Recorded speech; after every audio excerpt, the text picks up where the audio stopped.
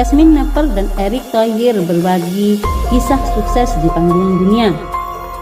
Yasmin Napper dan Erick Thohir, Menteri Badan Usaha Milik Negara, membagikan kisah inspiratif mereka sebagai sosok yang dikenal di dunia dalam channel YouTube Entertainment.it yang dipandu oleh Nanda Persada. Ternyata perjalanan mereka untuk meraih kesuksesan itu tidaklah mudah.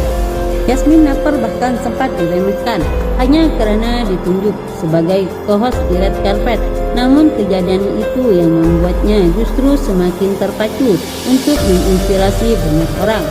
Erick Thohir kini bukan hanya dikenal sebagai pejabat negara, tapi dia juga merupakan salah satu tokoh yang diperhatikan publik. Pria yang juga pembisnis ini sempat disorot karena meraih kesuksesan dengan mengakui sisi saham Inter Milan dan menjabat sebagai presiden klub di tahun 2013. Siapa sangka Erick Thohir memulai perjalanannya ini dari sebuah mimpi. Erick yang menyukai bidang olahraga tertantang untuk mulai membangun bisnisnya dengan membeli sedikit saham di sebuah klub basket yang ada di Philadelphia. Tapi setelahnya dia mulai belajar dari orang yang sudah ahli di bidang tersebut. Kita punya mimpi-mimpi, tapi kan kalau sekedar mimpi nggak dijalani kan ya udah mimpi aja. Kebetulan saya senang media, saya senang support, dan waktu itu saya tertantang. Saya sebenarnya waktu itu ingin membangun support dari Indonesia, cuman waktu itu ekosistemnya belum siap, ujar Erick Thohir yang dikutip Ziggy.it 27 Desember 2021. Maka dari itu saya mencoba memberanikan diri. Waktu itu pertama kali invest di 7ER, itu klub NBA di Philadelphia, tapi masih minoritas karena masih mau belajar.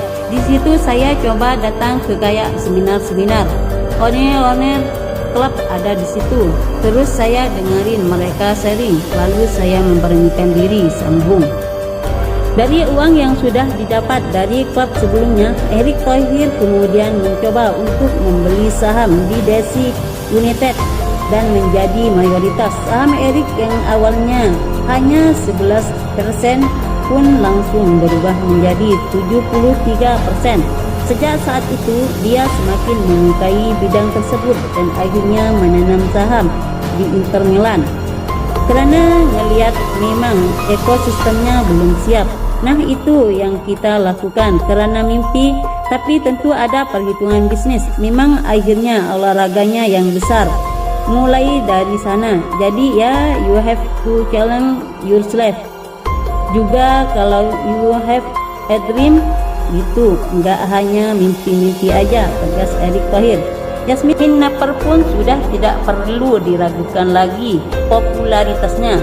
Pesinetron yang sekarang karirnya yang sedang naik daun, yang karirnya berada di puncak popularitas, telah mengumpulkan banyak penghargaan sepanjang karirnya. Yasmin Napper sempat mengalahkan Justin Bieber di ajang Salty Award 2021. Dia juga pernah memenangkan kategori Social Star Award di iHeart Radio Music Award 2021. Yasmin Napper bahkan menjadi pesinetron pertama dari Asia Tenggara yang menembus chart US Radio Billboard Chart dalam kategori urban dan lip-sync.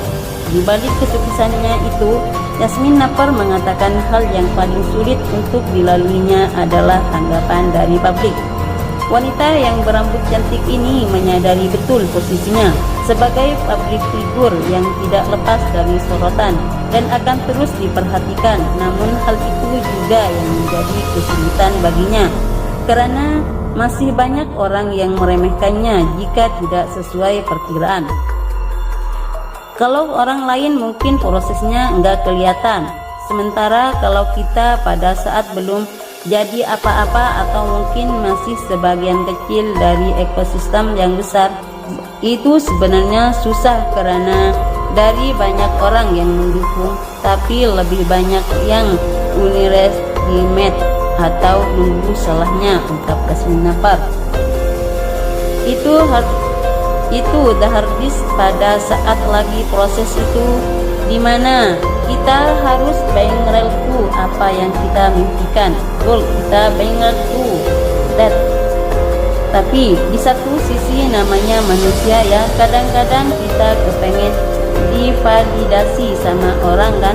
Nah itu kalau diomongin orang, wah ini mah lu apaan, lu ini, aduh ya ampun. Lanjutnya Yasmin Napar kemudian menceritakan momen di antara tahun 2020 sampai 2021 saat dirinya pertama kali mendapat tawaran sebagai co-host di Red Carpet Indonesia Music Award. Saat itu banyak orang yang menganggap remeh pencapaian tersebut, namun kejadian itu membuatnya terpacu untuk menginspirasi banyak orang. Yang pertama kali orang banyak ngomongin saat itu adalah ialah cuman Red Carpet, karena itu buat mereka cuman katanya kenapa habis itu. Pada saat lagi sekarang saya bisa mencoba untuk menginspirasi atau share expressment, bahwa dari awalnya saya cuman co-host di Red Carpet, kemudian jalan diundang di Red Carpet, dan kemudian menang di Red Carpet, tandas Yasmin Napar.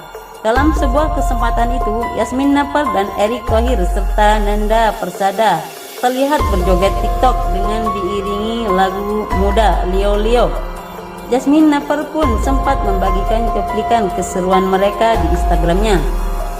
Obrolan yang luar biasa dengan Pak Erick Thohir, Menteri Badan Usaha Milik Negara Indonesia, menteri sederhana dan berpikiran maju. Oh, dan ya, dia sangat senang TikToking dengan kami loh. Nggak jaim-jaim meskipun jadi menteri. Tidak sabar buat kamu yang menonton obrolan kami, kata Yasmin Napar dibagikan captionnya.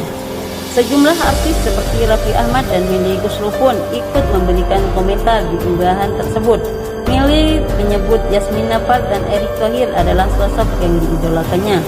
Yasmin Napar dan Erick Thohir memang merupakan tokoh publik yang patut untuk dicontoh. Kesuksesan yang mereka raih saat ini tentu sudah membuat bangsa Indonesia bangga.